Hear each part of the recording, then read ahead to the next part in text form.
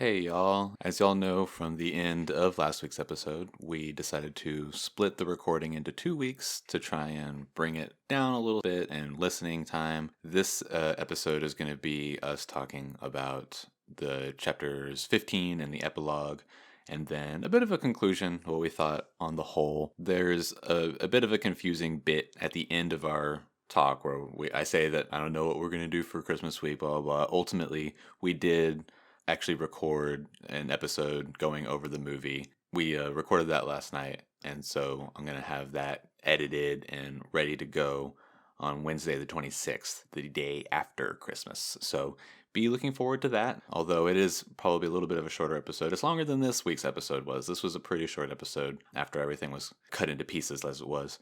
So look forward to that. Maybe watch the movie if you want to. It did actually end up being a pretty decent movie for its age. It's certainly not the worst movie that I've seen, and it's by far not the worst movie that I've seen even in the past 2 or 3 years. So I think it's worth time. I think it's worth the time watching it. It is a long one though. You can find it in a lot of different places. I found it on the Google Play Store where I purchased it for us to watch. It was like $10. And it's 3 hours and 3 minutes though, so be ready to sit down and watch it for a long time, or maybe even just watch it in a couple of sittings if you need to.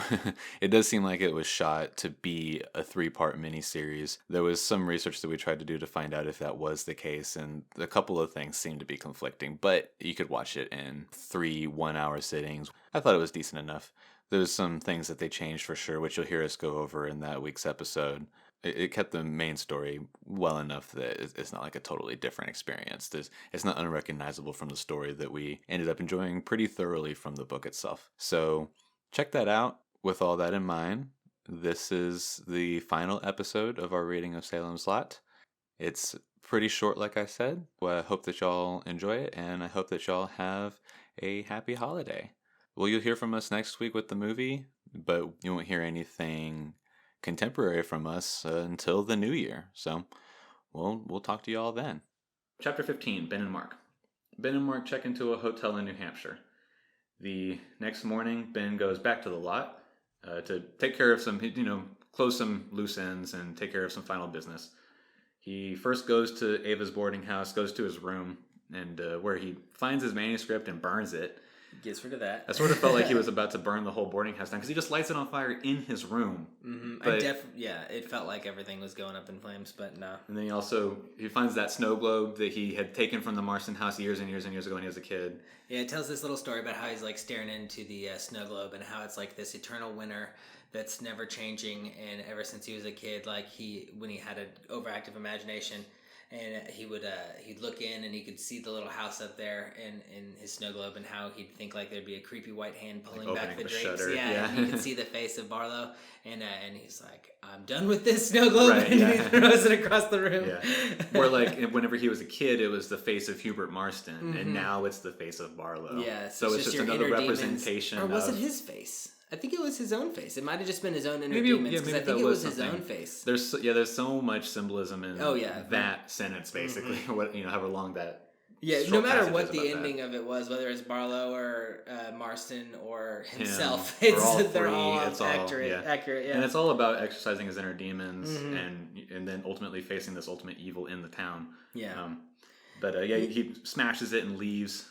Then he goes down to the cellar. Somehow it says he somehow got Jimmy Cody's body out of the cellar, and he was like surprised by his own strength and stuff, and he ended up getting him out. And I think he got him all buried and everything by. He takes them over to Mark's house. Yeah, Mark's house, so that he can bury him and the Petries. He digs like a shallow grave for all 3 of them to get them buried, and then he leaves, goes back to collect Mark, and then they leave. They drive off to wherever they drive off. Yeah, the town was dead, and Ben cried. And I don't know, there was a little slip of a section in there that when we were talking earlier that I thought was just interesting, because anytime Stephen King says the word king in his books, like just because I'm me, I think I pointed out to myself, I always feel like he's kind of making a subtle statement to like his own feelings of what's going on. Well, if he commonly has, even at the very least, a reference to another character, where even if it's not the same character, but just another representation of that character, even if it's just the idea of that character. Like, he obviously has through lines throughout his whole career of books. He has similar themes and different things like that. So I'm sure that you're absolutely right to some degree. Yeah, I mean, so the line goes, "The town kept its secrets, and the Marston house brooded over it like a ruined king." And to me, I thought a ruined king was Stephen King saying himself that the Marston house is like this beacon of evil, and Ben came into the town to face the Marston house and to face his own like inner demons and to face this like beacon of evil in his life. And the Marston house really wasn't like something they ended up conquering. The whole journey became something totally different. It did. It really changed because like we came for the Marston house, and I feel like there was some. I feel like that there's still so much like unexplored that King probably wanted to write about this Marston house. Like he could probably write a whole book about Hubie Marston and all the horrible atrocities like he committed in the house. Like I don't know. We could at least get like a pretty solid novella about it. You know, and I know that it talks about it too. That in the beginning of my audiobook, it has an excerpt from King himself, and he talks about how. The characters changed as he was writing. Like he like grew in ways that he found unexpected, and the story developed in ways that he didn't ever think was going to happen. Yeah. And he started out writing a story for the vampires to win, and the characters grew. And he said it was one of the scariest things for him to let them grow the way he felt like they wanted to grow, because they ended up conquering the beast at the end, or as best they could, you know. And so like in the same way that he came into it for a specific purpose, or a different purpose rather, maybe not super specific, but a different purpose, and then his journey changes in the same way that Ben came to town for a reason, and then his journey changes. I think so, I think that would be at least some everything parallel, that you've said makes sense to me in that way. And he also says Helter Skelter, I think, in literally every book he writes. I feel like I've heard that before too. Like I think that somebody at some point in any of the millions of podcasts that I've listened to about different things, or any description from whatever, somewhere in my mind, I feel like I can pick out someone saying something about how Stephen King tends to use the word Helter Skelter at some point in all of his books. Never heard the phrase before, and then I read one of his books, and I was like, well, I know what that means just from context, and then I've literally only ever heard it from his books. Like, I don't know anybody that says Helter Skelter.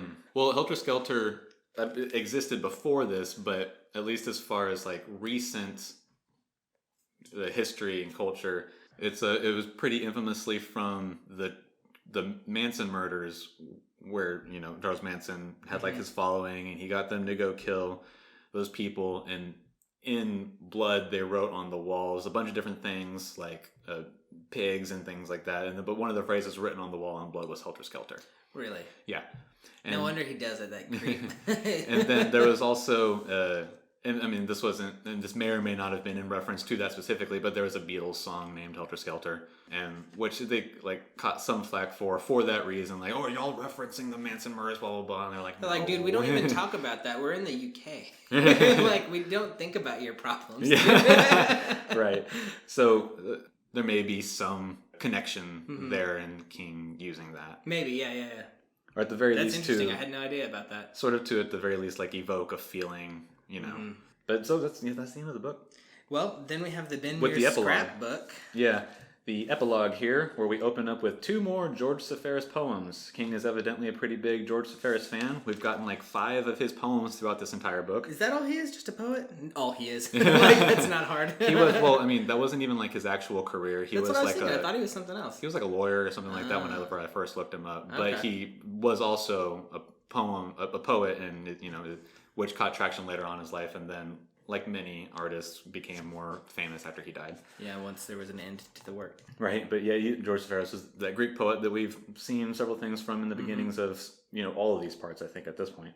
And he talks about, too, how Dracula was kind of written in this sense where it takes different quotes and it takes different like excerpts from like letters and different other things, and that's kind of why I think he put this little scrapbook clipping thing in there, because it's kind of an allusion to like Dracula and his like sort of a shout out to like, I was into that when I was reading it. Right. Let me do my version. It's an interesting way to tell at the very least a portion of a story where you get a just like piecemeal elements that show what it is that's going on over time, which is what happens for the first section of this epilogue. It's all new scraps about the lot that Ben's been collecting in their journey from having left Maine and then ending up in Mexico, as we know from the prologue, and we suspect that it was him. Mm-hmm. Obviously, the clues are excessively heavy with them having driven in a Citroen.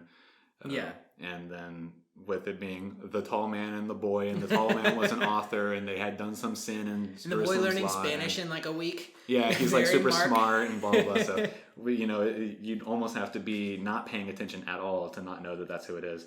But in section 2, it goes back to describing them as the tall man and the boy.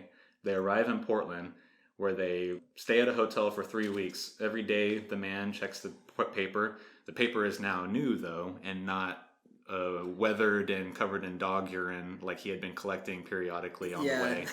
The clippings. Right. And he's checking the weather every day. Oh, There's one day, at some point, one day, it's the morning of October 6th, a year passed, whenever everything went down and they killed Barlow. And he says, today. Yeah, they go back that day.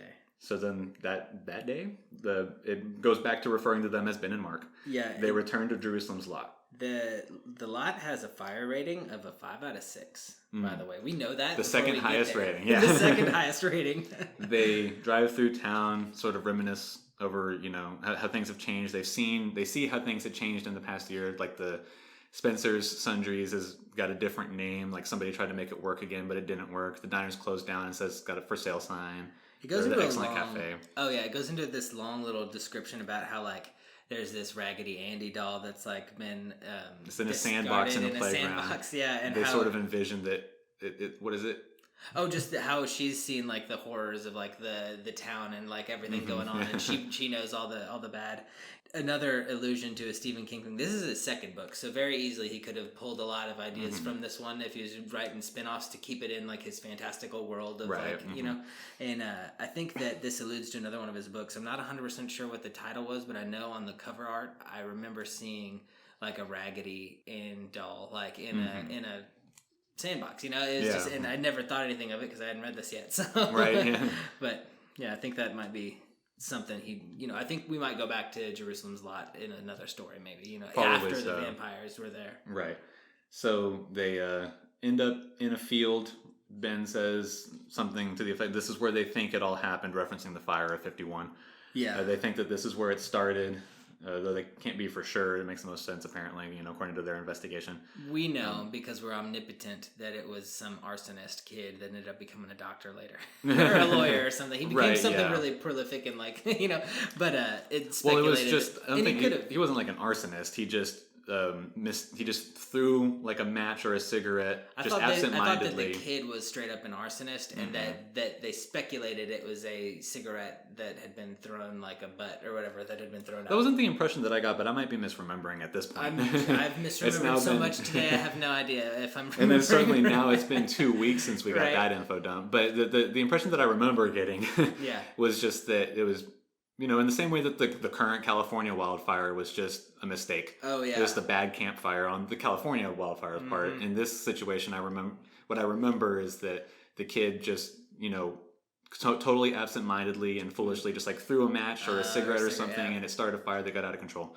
But in any case, they're at the spot that they speculated happened, and they sort of almost coyly are Ben lights a cigarette and then throws it and then says, "We should get out of here."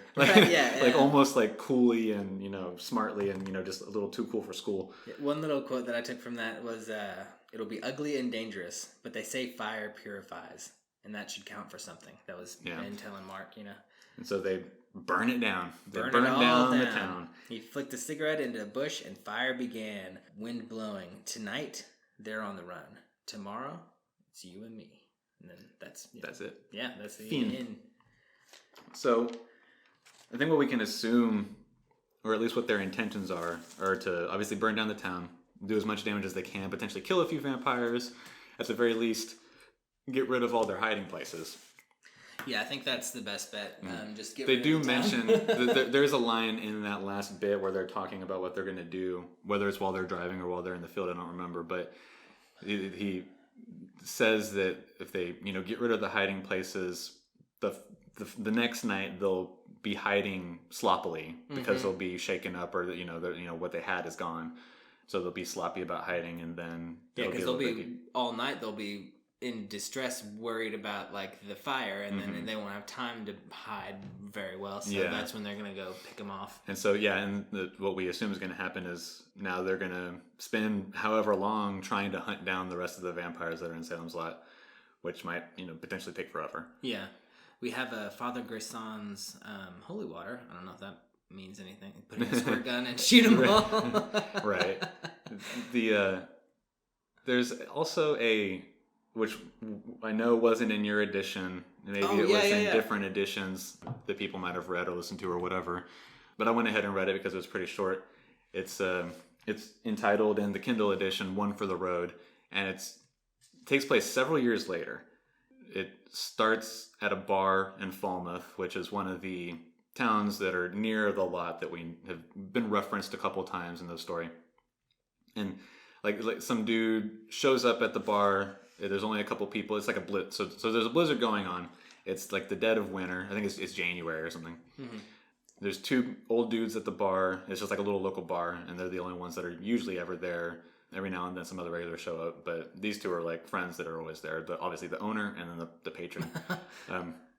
Then some person bursts in and says that he had gotten in a car wreck not too far away, and so he was just walking, trying to find help. They realize that he's talking about how he was at Salem's Lot where it was wrecked, and they're like, fuck, we don't want to go to Salem's Lot. And then there's a kind of couple paragraph description of how everybody in the general area knows that Salem's Lot went bad. No one really knows exactly what happened or what it is that's there, but putting all the pieces together, some of them are thinking vampire, though nobody wants to say it because it's so ridiculous. Yeah. Ultimately, they go with the man back there because he tells them that his wife and daughter are still in the car where it's hot. He didn't like wreck it into a tree. He just went into a snowbank. So the car works. He just can't get it out. So he left to go find help, left them in the heater car. And so they go to retrieve them. As they get there or start getting there, one of them says, look, man, if they're there in the car, we get them, we go, great. If they're not there, we leave. A lot of folks around here are suspicious about Salem's Lot, and we're not going to deal with that suspicion. We don't want to be there. And he's like, what are y'all talking about? Y'all are crazy, blah, blah, blah. But he's, frantic because he wants to get his wife and daughter. They arrive at the car and they're not there. And they say, we need to get out of here. And he says, no, they're out there, they're freezing, blah, blah, blah. What is it that y'all are scared of? And one of them says, okay, it's vampires. Jerusalem's Lot is filled with vampires and we need to leave. And he says, y'all are fucking stupid. So he trudges off to go find them, but they say, we can't leave him. So they follow him, hoping that after a little while he'll get sobered up from the blizzard and realize that they need to go. But they find his wife, who's already a vampire. It's been like 2 hours and she's full vampire mode. She but she tricks her husband into coming closer to him and then turns him, or at least attacks him. At which point they run back to the car. One of them has a heart attack on the way to the car. Yeah, that'd be me. Right? Because they're both old men. Yeah. And so he puts the one of the heart attack gets put up into the passenger seat, and then the other guy goes around to get in the driver's seat. And that's when he finds the little girl. The little girl starts to entrance the other guy, but then the guy in the passenger seat throws a Bible at her. Oh, nice! Hits her in the chest, and then she like burns a little bit and then runs away. Thunks her with the Bible. The guy's like, "Fuck, that was a little girl vampire." So then they drive off and leave. Dude. And it talks about how the lot had burned for 3 days. Whenever they don't know that it was Ben and Mark, but we know it was Ben and Mark. Mm-hmm. So the town was on fire for 3 days, and then whatever happened after that. But now there's, it's still a vampire town. So either Ben and Mark are still at work, or they weren't successful, or they were captured, or any number of potential things, or they gave up and left. Who knows? Yeah. That would be interesting if there was an ending to the story. I don't think there is, but yeah, interesting to know. It certainly doesn't seem like it. Mm-hmm. What I think what we can assume happened was most of the town burned down over the course of 3 days. It was a wildfire. Mm-hmm. So maybe some of them died, and then Mark and Ben got a lot of them, maybe. Yeah. But a bunch of them just scattered out, left, started going to other towns, or just living in the country. Did they just make it worse? They forced them to spread. Yeah. But maybe at this point it's only compared to the couple of thousand that the town's population was, now maybe it's only a few hundred. Who knows? And but it took Barlow forever to make his little coven or his army or whatever. So maybe they'll go into hiding and right. And now without like a true master vampire, one that's lived for thousands of years like Barlow, who knows everything and how to get away with everything, they're all pretty fresh vampires. So they're all just running around doing fresh vampire stuff, whatever that is.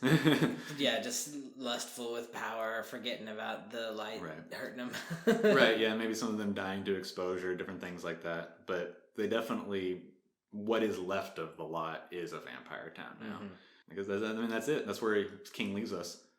Yeah, kind of on that little edge. I like it, though. It lets you fill in blanks however you want to. Which is, pretty commonly the mark of something really good. I really liked it. Yeah, it was a really good book. It was easily, of the 3 books, we've read the best one. Yeah, I think so, for sure. Which, like we said at the beginning, go figure, it's a King book. Of course, it's going to be the best one of the 3.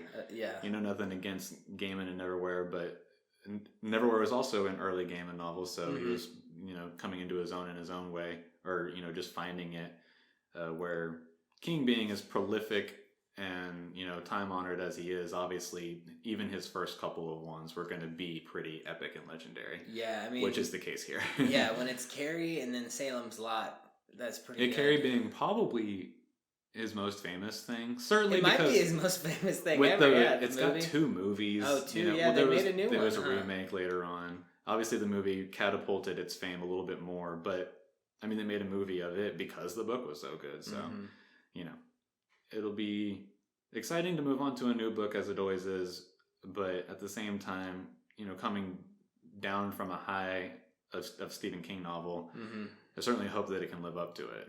Oh, dude, it will. Not live up to it, but at least take us in a direction different enough that it's not a comparison, like we said earlier, Yeah, you can't compare the two. They're just... You just gotta... You can't even really compare King to his own self, again, later. It's... The Dark Tower series, you can kind of tell as the series goes on how he changes as, a person and a writer, and, it's just... He was a different man, at the first, for the Gunslinger versus, the Dark Tower being the 7th book, and, I don't know, it's just... He's so good, you almost can't compare him to himself. You have to compare each one on their own, so... Right. But yeah, that was awesome. So next week, what are we doing? We're doing a movie watch? Yeah. What we're thinking is next week we'll watch the Salem's Lot movie, because there is a movie, and then we'll... It might be short. It might be a shorter episode, but that's going to be the next episode, is that we're going to go over what we think of the movie, maybe what was different about it, things like that. We'll just discuss it. Which will be fun too, because we'll dive really deep into what we thought about this book. We'll talk about maybe what we thought happened. I want to give it another listen. I've been listening at times 2 speed, so who knows? I could have missed some details. I obviously did miss some when we were going over notes. But I think just getting everything again in order after knowing kind of everything, it'll be helpful for me to pick up all the little crumbs along the way. And I know, because I listen to a lot of stuff too. Listening, and I think we've probably talked about this before too, but listening is such a more passive way to intake something. And that's when I do it too. So if I stop paying attention at one moment, it'll be like I missed the whole fight scene. You might miss an incredibly important detail or anything like that. I definitely did that several it's so times easy today, to do. Oh, definitely. But that's just the nature of that version of the medium. Yeah. Dude, yeah, but this was one of those books that when I finished it, I was like, Audible needs a repeat button, because just turn over immediately. Yeah, start it over, because that was I literally listened to it again, and I listened to the intro by Stephen King where he talks about his mom and stuff, which is cool, and it's in his voice, and then the epilogue or the prologue, sorry, yeah, dude, it was just. There were details that we know now. Yeah. It was just fun. Yeah, it was cool. So, next week we're going to watch the movie, and we'll talk about that. We'll go ahead and tell y'all that we're going to read Arthur and George, the mystery novel that we were kind of split between going into this book. We didn't know if we were going to read this one or that one. Yeah. But that's what we're going to do, is we're going to read Arthur and George. So y'all can, get ready. You find a copy of it, buy it, however you're going to buy it, and... maybe even get started on a little bit of it in preparation for the week after next. Because that's when we're getting into it. And that's the week of Christmas, which we're not 100% sold on what we're going to do if we're going to have an episode ready to release on Christmas. Or maybe we just take Christmas week off. Yeah. It's, hard to get things together and have us record with, different schedules, obviously, like we've talked about in the past, our jobs specifically have us around the holidays and sometimes on the holidays working. So it just, maybe it pans out, maybe it doesn't pan out. You'll see. You'll find out. But yeah, follow us on Instagram at ears_stamps. Twitter, same thing. Email us, dogearsandtimestamps at gmail.com. All spelled out there. Yeah, that's our stuff. That's how you find us. Yeah, that's all the same stuff. Same stuff as usual. Let us know what's going on. Let us know what you thought about the book. Really hope that y'all enjoyed it as much as we did. I know that there was definitely a lot of times that I just wanted to continue reading. Yeah, or that I was absolutely done reading for the night because it was just too much at times. Oh, for sure, yeah. Because it got me both ways too, for sure. But we'll see y'all next week with the movie. I'm Will Hedrick. And I'm Jordan Schaffer.